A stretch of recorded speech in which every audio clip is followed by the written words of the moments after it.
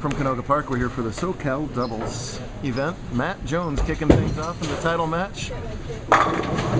That oh so bizarre form we haven't seen in so long. Good to see it back in the title match and doing what he always did in his junior days, striking a lot. Four very decorated bowlers here in the title matches. 9-time winner Jones is teaming up with 8-time winner Wesley Lowe. They were your top seeds. Meanwhile, the 4 seeds, the Arizonans in pink, Cortez Schenck, who's already a 7-time champ, and 8-time winner Aaron Foshie teaming up. So 2 adult junior teams, 4 bowlers with all kinds of JBT experience. This should be a good one here on a very demanding Montreal lane condition, what's left of it at least. First frame, they've had Cortez doing all the odd-numbered frames, Tez will. Meanwhile, Foshie will do all the even-numbered frames. And the reverse for the other team, where Wesley's going to be doing the even-numbered frames and thus the 10th frame. 4 guys who really know what they're doing. And really, some contrasting styles, too. Tez goes hard and straight and covers up that 6-10. Tez with just the ultra classic game. You wouldn't want to teach modern bowling any other way than that. And then you got Matt, who is as unique as they can possibly come. And you got Wesley, a 2-handed lefty. That doesn't happen very often. You kind of got Aaron in between the two there. And speaking of between the two, Aaron is between the 2 lanes. He is standing, gosh, roughly on the 60 board. He's well into lane 28, walks a lot to the right. That gets his body already, you know, the momentum is pointed to the right. That gets him to help project the ball out there, which he's got to do. The surface here at Canoga is friction, friction, friction. And especially after all this bowling, that's simply accentuated. Beautiful shot from Foshie. Let's see if Wesley can answer and give his team an early lead, but it's going hot. Big break there, getting the 8-pin out of that. That's a much easier spare when you don't have that double wood there.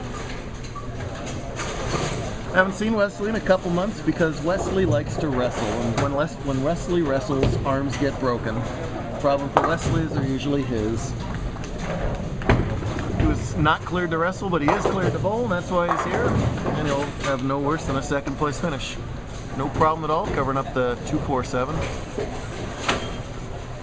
So much has been made of the way that Jacob Buttriff throws the bowling ball with his very unique delivery. Jacob looks like Earl Anthony compared to this guy. From the middle of the body, it's essentially a shovel path.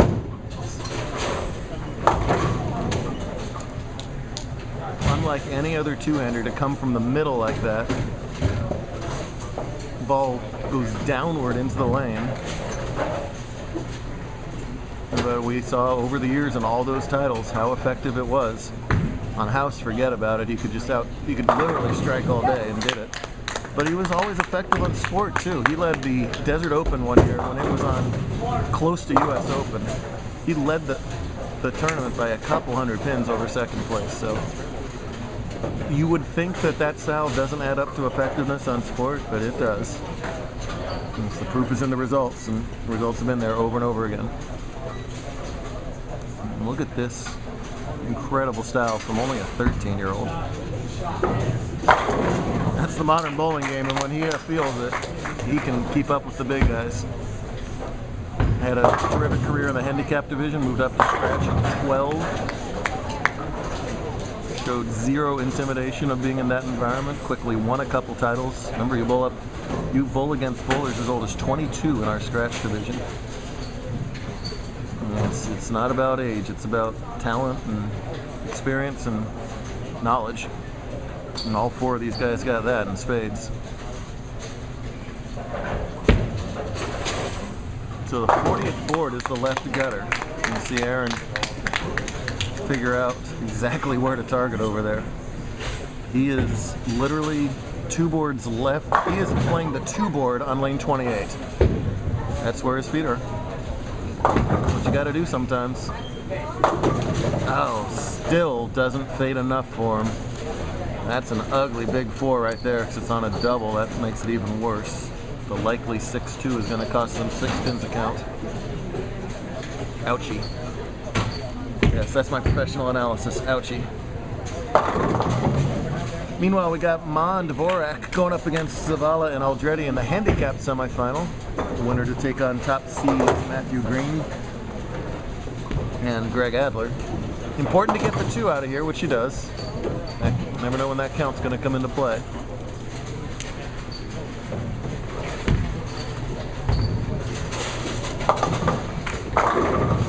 So Low again will stay on this lane the entire time. He was up high last time on this lane. Let's see if he makes the adjustment here. Oh boy, does he ever. Shredding that rack. All that power, those pins have no chance when you come in light from there.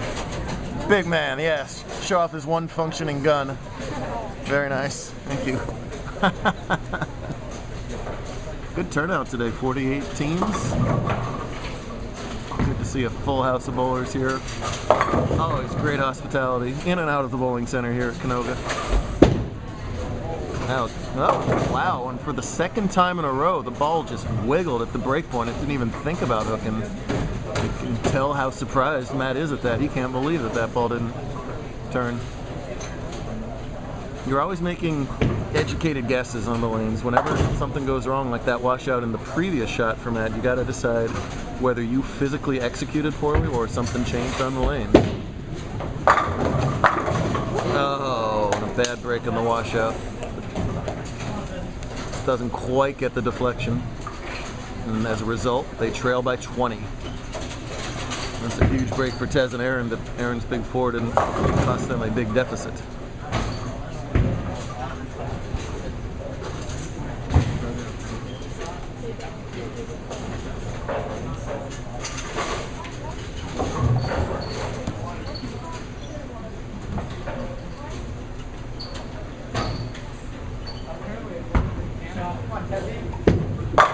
Yeah, you betcha.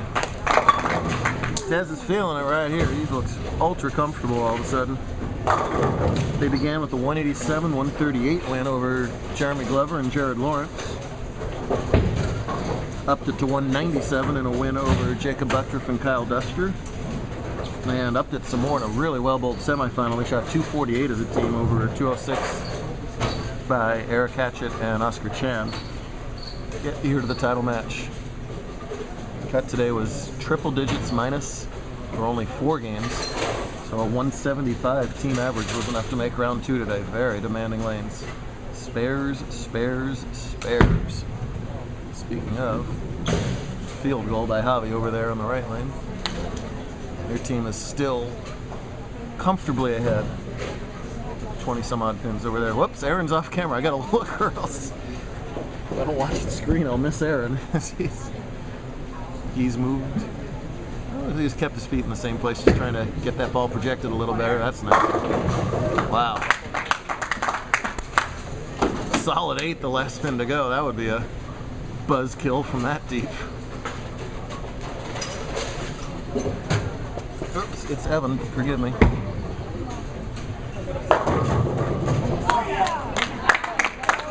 Yes, sir. Yes, sir. Oh well, that's fine.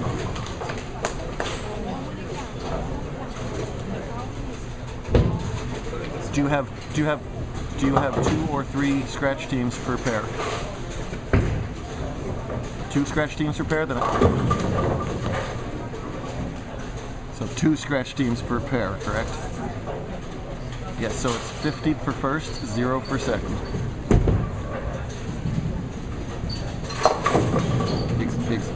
Exactly. There you go.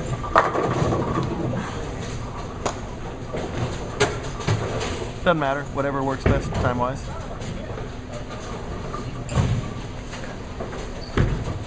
Yeah. That sounds good. Yeah, that sounds reasonable. Cool. Alright, see ya.